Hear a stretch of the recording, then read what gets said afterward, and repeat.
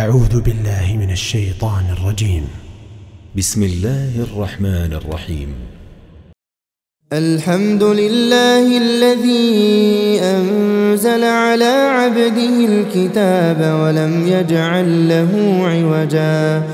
قيما لينذر بأسا شديدا من لدنه ويبشر المؤمنين الذين يعملون الصالحات أن لهم أجرا حسنا ماكثين فيه أبدا وينذر الذين قالوا اتخذ الله ولدا ما لهم به من علم ولا لآبائهم كبرت كلمة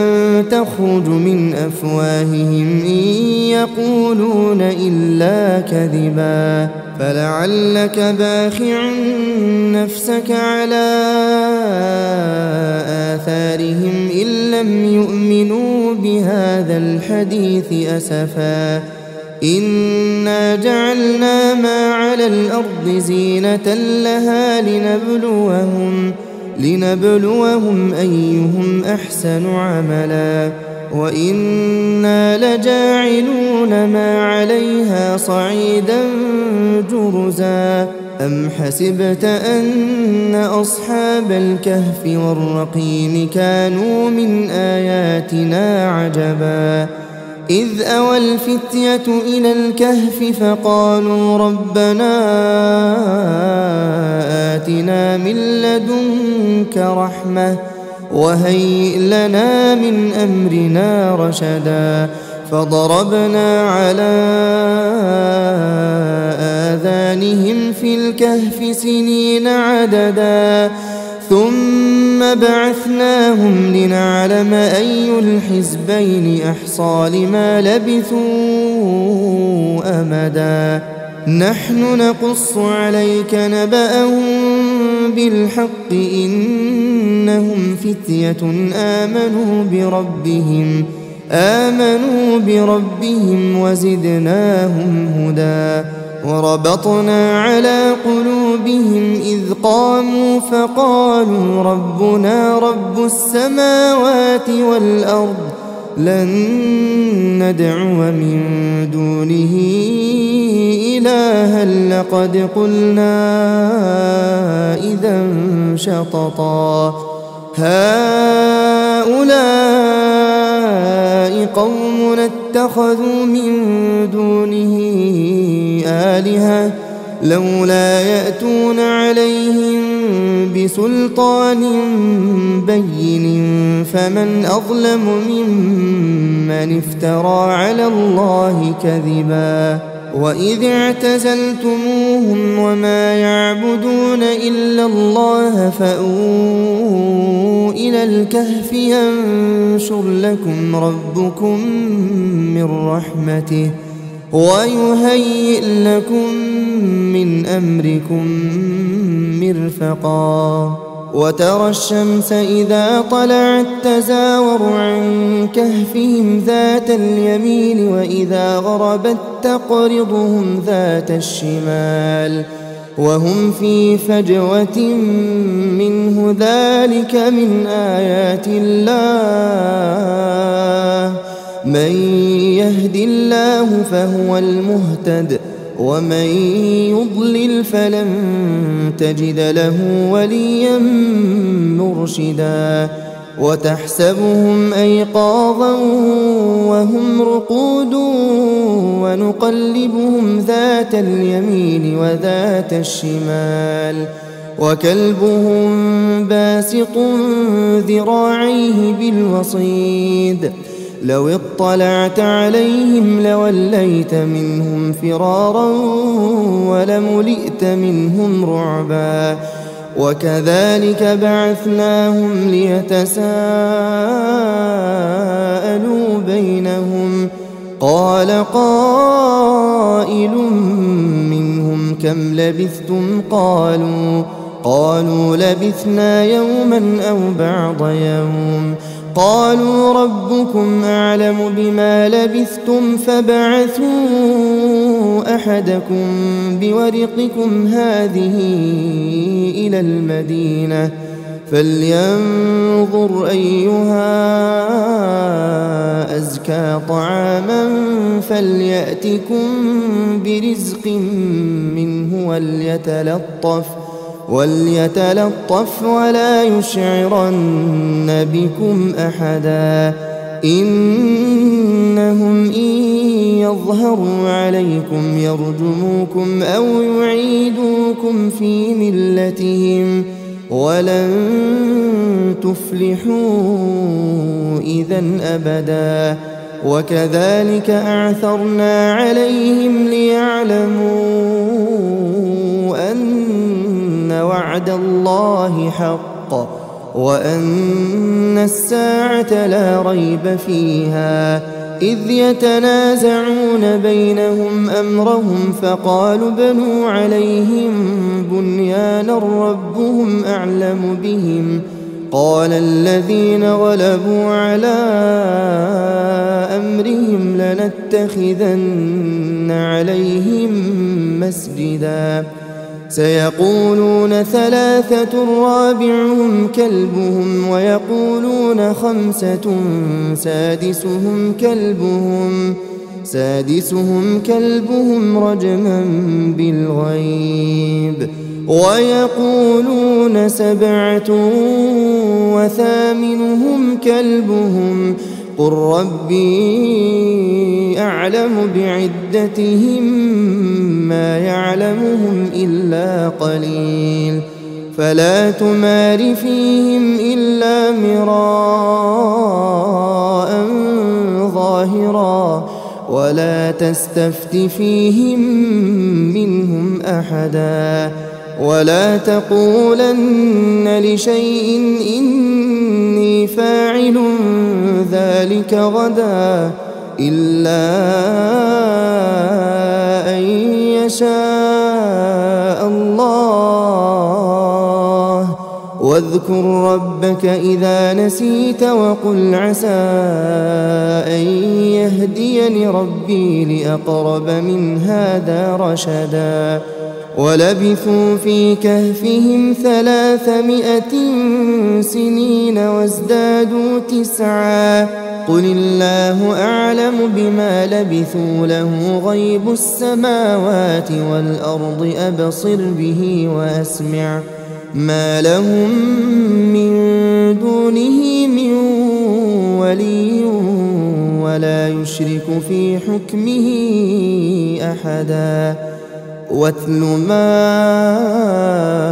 أوحي إليك من كتاب ربك لا مبدل لكلماته ولن تجد من دونه ملتحدا واصبر نفسك مع الذين يدعون ربهم بالغداة والعشي يريدون وجهه ولا تعد عيناك عنهم تريد زينة الحياة الدنيا ولا تطع من أغفلنا قلبه عن ذكرنا واتبع هواه وكان أمره فرطا وقل الحق من ربكم فمن شاء فليؤمن ومن شاء فليكفر إنا أعتدنا للظالمين نارا أحاط بهم سرادقها وإن يستغيثوا يغاثوا بماء كالمهل يشوي الوجوه بئس الشراب وساءت مرتفقا إن الذين آمنوا وعملوا الصالحات إنا لا نضيع أجر من أحسن عملا أولئك لهم جنات عدن تجري من تحتهم الأنهار يحلون فيها من أساور من ذهب ويلبسون ثيابا خضرا من سندس وإستبرق متكئين فيها على الأرائك نعم الثواب وحسنت مرتفقا واضرب لهم مثل الرجلين جعلنا لأحدهما جنتين من أعناب وحففناهما بنخل وجعلنا بينهما زرعا كلتا الجنتين آتت أكلها ولم تظلم منه شيئا وفجرنا خلالهما نهرا وكان له ثمر فقال لصاحبه وهو يحاوره أنا أكثر منك مالا وأعز نفرا ودخل جنته وهو ظالم لنفسه قال ما أظن أن تبيد هذه أبدا وما أظن الساعة قائمة ولئن رددت إلى ربي لأجدن خيرا منها منقلبا قال له صاحبه وهو يحاوره أكفرت بالذي خلقك من تراب ثم من نطفة ثم سواك رجلا لكن هو الله ربي ولا أشرك بربي أحدا ولولا إذ دخلت جنتك قلت ما شاء الله لا قوة إلا بالله إن ترني أنا أقل منك مالا وولدا فعسى ربي أن يؤتيني خيرا من جنتك ويرسل عليها حسبانا من السماء فتصبح صعيدا زلقا أو يصبح ماؤها غورا فلن تستطيع له طلبا وأحيط بثمره فأصبح يقلب كفيه على ما أنفق فيها وهي خاوية على عروشها ويقول يا ليتني لم أشرك بربي أحدا ولم تكن له فئة ينصرونه من دون الله وما كان منتصرا هنالك الولاية لله الحق هو خير ثوابا وخير عقبا واضرب لهم مثل الحياة الدنيا كماء إن أنزلناه من السماء فاختلط به نبات الأرض فأصبح هشيما تذروه الرياح وكان الله على كل شيء مقتدرا المال والبنون زينة الحياة الدنيا والباقيات الصالحات خير عند ربك ثوابا وخير أملا ويوم نسير الجبال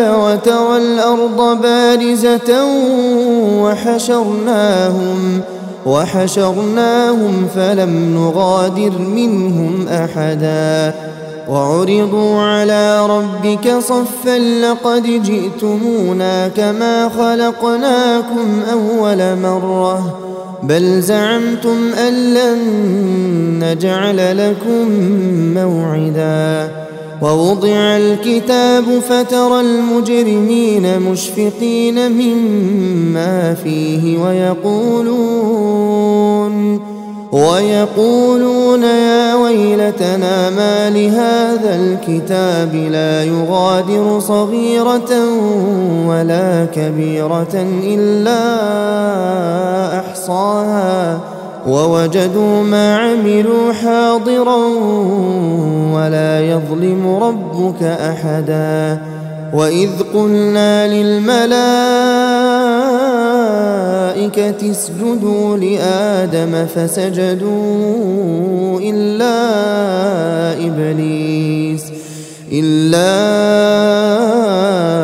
إبليس كان من الجن ففسق عن أمر ربه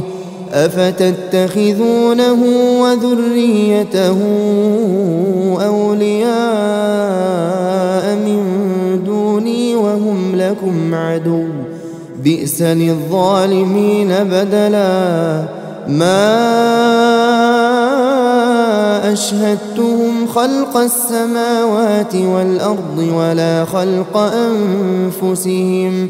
وما كنت متخذ المضلين عضدا ويوم يقول نادوا شركائي الذين زعمتم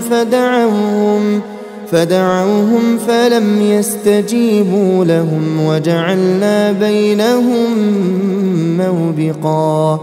ورأى المجرمون النار فظنوا أنهم مواقعوها ولم يجدوا عنها مصرفا ولقد صرفنا في هذا القرآن للناس من كل مثل وكان الإنسان أكثر شيء جدلا وما منع الناس أن يؤمنوا إذ جاءهم الهدى ويستغفروا ربهم إلا أن تأتيهم سنة الأولين أو يأتيهم العذاب قبلا وما نرسل المرسلين إلا مبشرين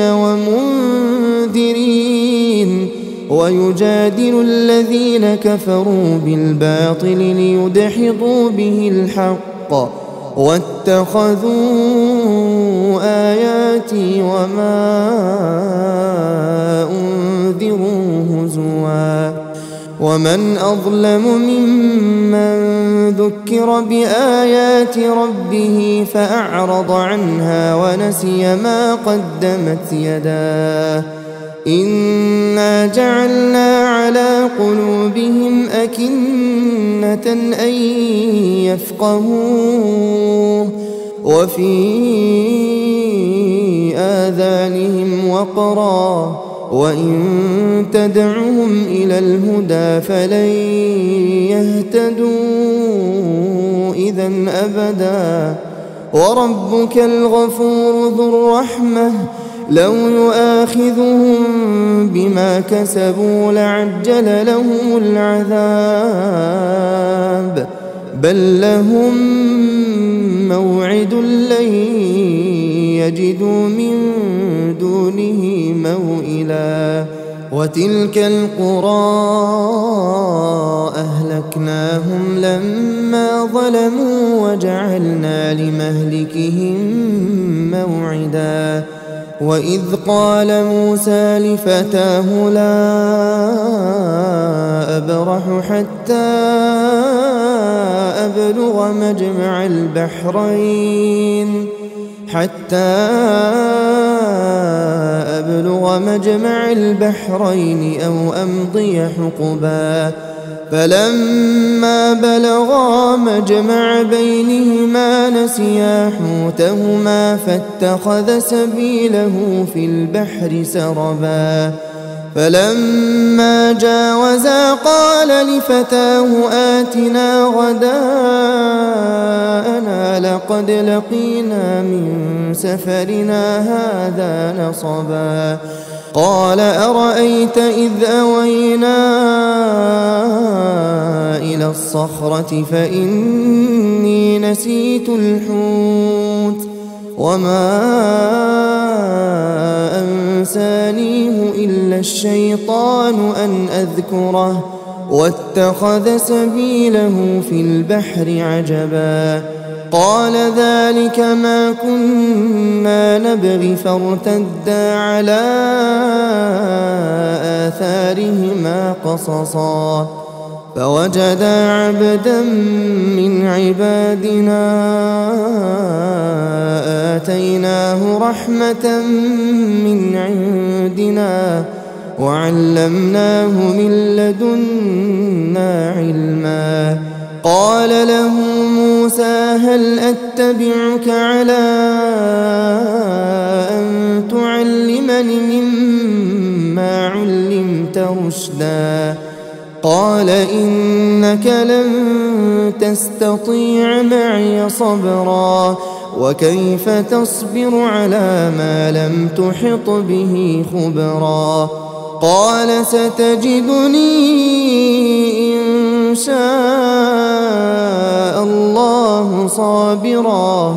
إن شاء الله صابرا ولا أعصي لك أمرا قال فإن اتبعتني فلا تسألني عن شيء حتى أحدث لك منه ذكرا فانطلقا حتى إذا ركبا في السفينة خرقها قال أخرقتها لتغرق أهلها لقد جئت شيئا إمرا قال ألم أقل إنك لن تستطيع معي صبرا قال لا تؤاخذني بما نسيت ولا ترهقني من أمري عسرا فانطلقا حتى إذا لقيا غلاما فقتله قال أقتلت نفسا زكية بغير نفس لقد جئت شيئا نكرا قال ألم أقل لك إنك لن تستطيع معي صبرا قال إن سألتك عن شيء بعدها فلا تصاحبني قد بلغت من لدني عذرا فانطلقا حتى إذا أتيا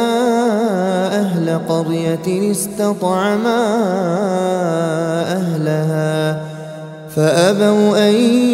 يضيفوهما فوجدا فيها جدارا يريد أن ينقض فأقامه قال لو شئت لاتخذت عليه أجرا قال هذا فراق بيني وبينك سأنبئك بتأويل ما لم تستطع عليه صبرا أما السفينة فكانت لمساكين يعملون في البحر فأردت أن أعيبها وكان وراءهم ملك يأخذ كل سفينة غصبا وأما الغلام فكان أبواه مؤمنين فخشينا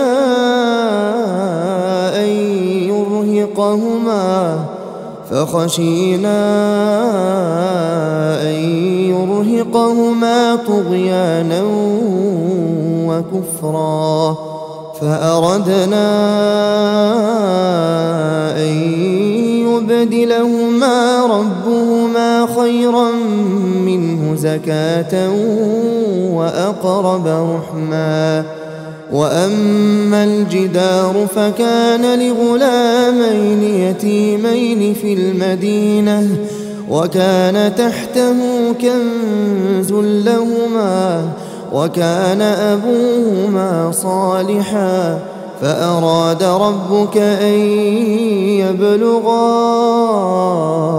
أشدهما ويستخرجا كنزهما رحمة من ربك، وما فعلته عن أمري، ذلك تأويل ما لم تسطع عليه صبرا. ويسألونك عن ذي القرنين قل سأتلو عليكم منه ذكرا. إنا مكنا له في الأرض وآتيناه من كل شيء سببا، فأتبع سببا حتى إذا بلغ مغرب الشمس وجدها تغرب في عين حمئة ووجد عندها قوما، قلنا يا ذا القرنين إما أن تعذب وإما أن تتخذ فيهم حسنا. قال أما من ظلم فسوف نعذبه ثم يرد إلى ربه فيعذبه عذابا نكرا. وأما من آمن وعمل صالحا فله جزاء الحسنى وسنقول له من أمرنا يسرا. ثم أتبع سببا حتى إذا بلغ مطلع الشمس وجدها تطلع على قوم لم نجعل لهم من دونها سترا. كذلك وقد أحطنا بما لديه خبرا. ثم أتبع سببا حتى إذا بلغ بين السدين وجد من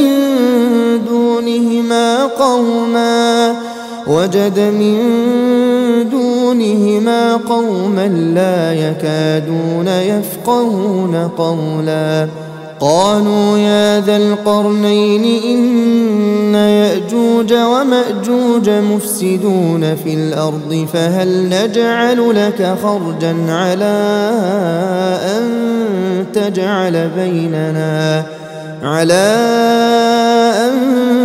تجعل بيننا وبينهم سدا. قال ما مكني فيه ربي خير فأعينوني بقوة أجعل بينكم وبينهم ردما. آتوني زبر الحديد حتى إذا ساوى بين الصدفين قال انفخوا حتى إذا جعله نارا قال آتوني أفرغ عليه قطرا. فما استطاعوا أن يظهروه وما استطاعوا له نقبا. قال هذا رحمة من ربي فإذا جاء وعد ربي جعله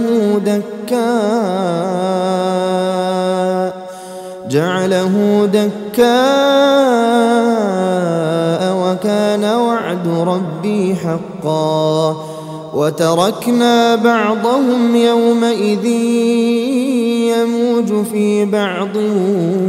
ونفخ في الصور فجمعناهم جمعا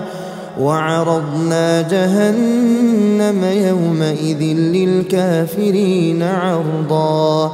الذين كانت أعينهم في غطاء عن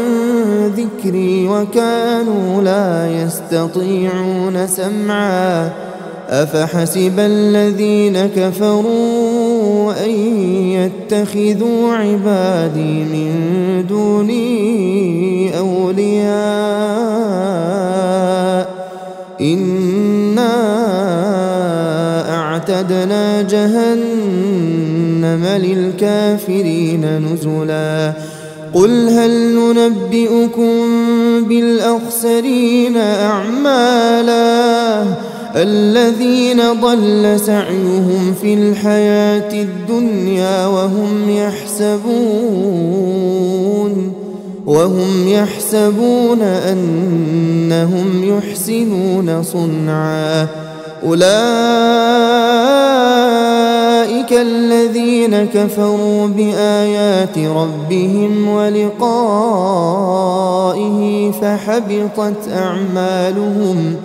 فحبطت أعمالهم فلا نقيم لهم يوم القيامة وزنا ذلك جزاؤهم جهنم بما كفروا واتخذوا آياتي ورسلي هزوا إن الذين آمنوا وعملوا الصالحات كانت لهم جنات الفردوس نزلا خالدين فيها لا يبغون عنها حولا قل لو كان البحر مدادا لكلمات ربي لنفد البحر قبل أن تنفد كلمات ربي ولو جئنا بمثله مددا قل إنما أنا بشر مثلكم يوحى إلي أنما إلهكم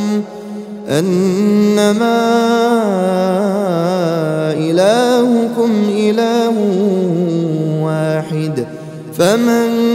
كان يرجو لقاء ربه فليعمل عملا صالحا ولا يشرك بعبادة ربه أحدا.